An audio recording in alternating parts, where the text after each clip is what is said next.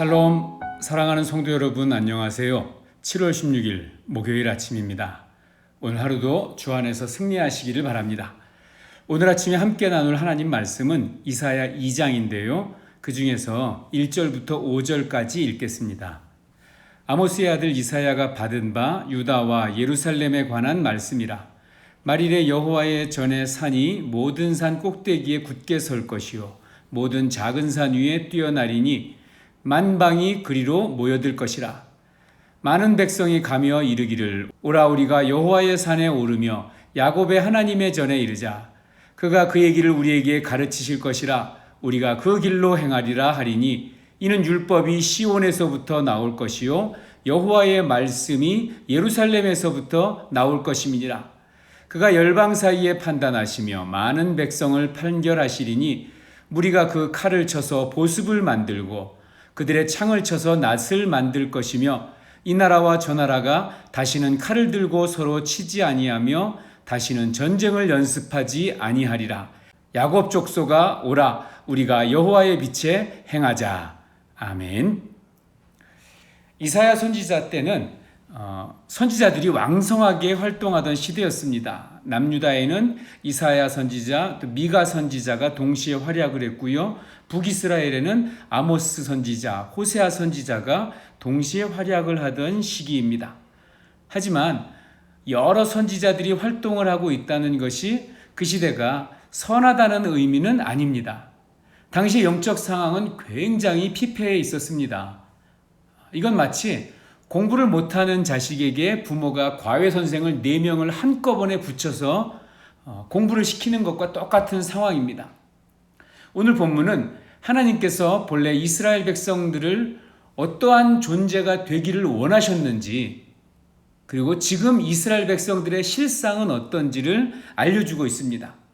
본래 하나님께서 유다와 이스라엘을 통해서 이루시기를 원하신 계획이 3절, 4절이 이렇게 말하고 있습니다.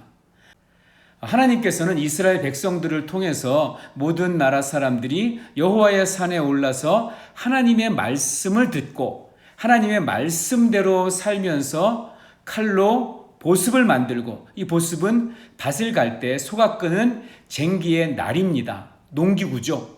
그리고 창으로 낫을 만들며 다시는 전쟁이 없는 영원한 평화의 세상에 대한 계획을 가지고 있었습니다.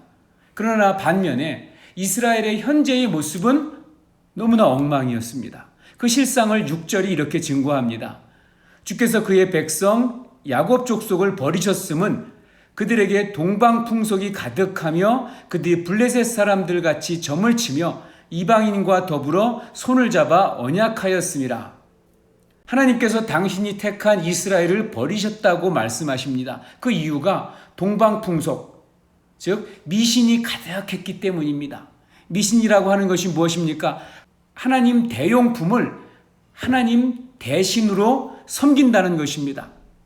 여러분, 아들이 아버지를 닮은 마네킹을 집안에 모셔다 놓고 그것을 자기 아버지로 여기면서 정작 아버지는 외면한다면 진짜 아버지가 어떻게 반응하겠습니까? 또한 점을 친다는 것은 무엇입니까? 하나님의 말씀보다 무당의 말을 더 신뢰하고 따른다는 것이죠. 그것만이 아닙니다. 8절 9절은 이렇게 증거합니다. 그 땅에는 우상도 가득하였으므로 그들이 자기 손으로 짓고 자기 손가락으로 만든 것을 경배하여 천한 자도 절하며 귀한 자도 굴복하오니 그들을 용서하지 마옵소서. 이 우상은 히브리어로 엘릴림이라고 하는데요. 그 의미는 아무것도 아닌 것, nothing입니다. 그 당시에는 그것이 그토록 대단하고 중요하고 능력이 있어 보이고 가치 있어 보이고 틀림없이 그것이 나를 행복하게 만들어줄 수 있다고 믿고 또 그렇게 생각했는데, 얼마 지나지 않아서 시간이 지나고 나니까 그것에 아무 의미가 없다는 것을 깨닫게 되는 것입니다. 내가 쓸데없는 것을 의지했구나, 내가 쓸데없는 것을 소중하게 여겼구나 깨닫게 될 것입니다. 그래서 2장 마지막 22절에 이렇게 증거합니다. 너희는 인생을 의지하지 말라. 그의 호흡은 코에 있나니 셈할 가치가 어디 있느냐. 인간 생명의 끝이 무엇입니까? 숨을 내쉰 후에 다시 들이쉬지 못하는 것입니다. 그 마지막 숨을 내쉬는 때를 아는 사람은 아무도 없습니다. 또한 안다고 해도 그것을 막을 수 있는 사람은 아무도 없습니다. 그러면 구체적으로 그 코끝에 호흡이 달린 그 인생을 의지하지 않고 전능하신 하나님만 의뢰하는 삶을 산다는 것은 어떻게 사는 것을 말하는 걸까요? 본문 5절이 이렇게 증거합니다. 야곱 족속아 오라 우리가 여호와의 빛에 행하자. 우리가 빛 가운데 걸어가자는 것입니다. 우리가 하나님의 빛 가운데 걸어가게 될 때에 우리는 우상을 의지하지 않고 하나님을 의지하는 법을 배우게 됩니다. 시편 119편 105절에 시편 기자는 이렇게 고백하죠. 주의 말씀은 내 발의 등이요 내 길의 빛이니이다. 그러니까 우리가 주의 말씀을 따라 살지 않고는 빛 속을 걸어갈 수가 없는 거죠. 왜냐하면 하나님의 말씀이 빛이기 때문에 그렇습니다. 말씀을 통해서 하나님을 만나는 법을 배워야 합니다. 다른 사람을 통해서 주시는 말씀도 물론 있을 수 있지만 성경을 통해서 주시는 말씀이 훨씬 더 많고 훨씬 더 풍성하고 훨씬 더 정확합니다. 우리가 날마다 말씀의 빛의 조명 아래서 살아갈 때에 진리의 빛이 되시는 그분께서 날마다 우리와 동행하심으로 우리가 오직 하나님의 영으로 살아갈 수 있게 될 것이고 그때에 우리는 이 시대를 건져 올리는 믿음의 사람으로 살아가게 될 것입니다. 기도하겠습니다. 하나님 아버지, 오늘도 이사야의 말씀을 통해서 은혜 받게 하시니 감사합니다. 우리는 우리만 아는 은밀한 우상이 있습니다. 다른 사람들은 아무도 몰라도 오직 하나님과 나만 아는 것들이 있습니다.